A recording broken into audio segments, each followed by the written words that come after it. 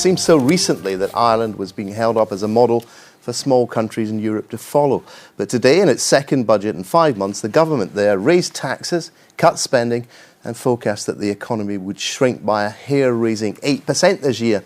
So what does Ireland's plight tell us about the future state of Britain's finances? And what does it tell us about the fate of small independent countries with huge banks? Here's Douglas Fraser. 10 years ago, the Celtic tiger was roaring, but a big boom has turned to a big bust. Today, the official forecast for this year is of an 8% contraction in the economy, and next year it will still be stuck in this Irish economic bog. So what's gone wrong with Ireland? Well, it's partly overinflated banks. It's also partly a problem familiar to us on this side of the Irish Sea. Ireland found itself in this problem because economic growth and also tax revenues were too heavily skewed toward the housing sector. At its peak, housing sector tax revenues accounted for about 13% of total tax revenues. So they need to broaden the tax base. The numbers look as dire as anywhere in Europe. Even with the East Europeans heading home, unemployment is heading towards 11%, perhaps even higher. Consumer spending, that's plummeted by 20%. House prices had been hugely inflated, now heading down by around 40%.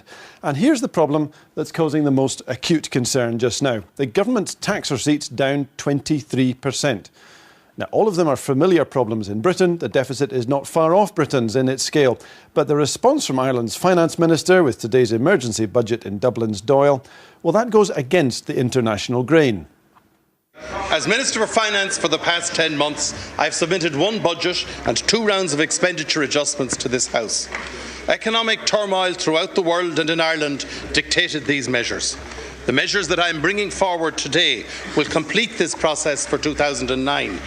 I want to assure the Irish people that we have the capacity and your government has the will to bring us out of this period of severe economic distress. This year he wants to cut €1.5 billion from government spending. He wants to increase government income through taxes and charges by €1.8 billion.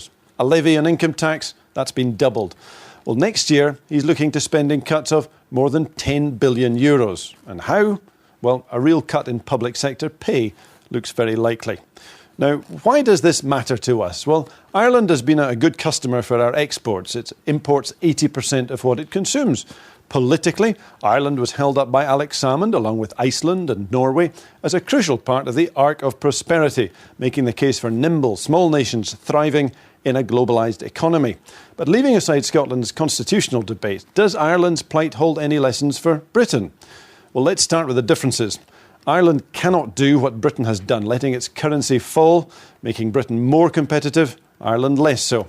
And it's constrained in what it can borrow, both by its partners inside the Eurozone and by market doubts about its credit worthiness.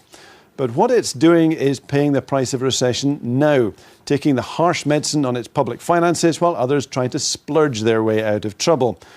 But that harsh medicine is eventually coming our way as well. The choice between tax increases and spending cuts and the timing of when they should kick in, that's now the focus at Westminster, but less so at Holyrood. It's most likely that expenditure will take a fair whack of that hit, so that in Scotland, I think you can expect the current year to be the peak year of public spending, and 4 or more years of real terms cuts from here on in, which is not something that really this government or any of the opposition parties seem to be prepared for. 2 weeks tomorrow, Alistair Darling delivers his budget, which will mean big challenges also for Holyrood. George Osborne of the Tories, he'll be responding. But how will MSPs handle the inevitable squeeze when it comes? Perhaps following the Irish lead? Cutting public sector jobs, for instance, pay and pensions, reducing benefits and less that's free on the health service. What about Ireland's increase in class sizes and its squeeze on universities? These debates, they haven't even begun in Scotland. Now, as Douglas was saying there, back on this side of the Irish Sea, we're not in the same situation as our Celtic cousins.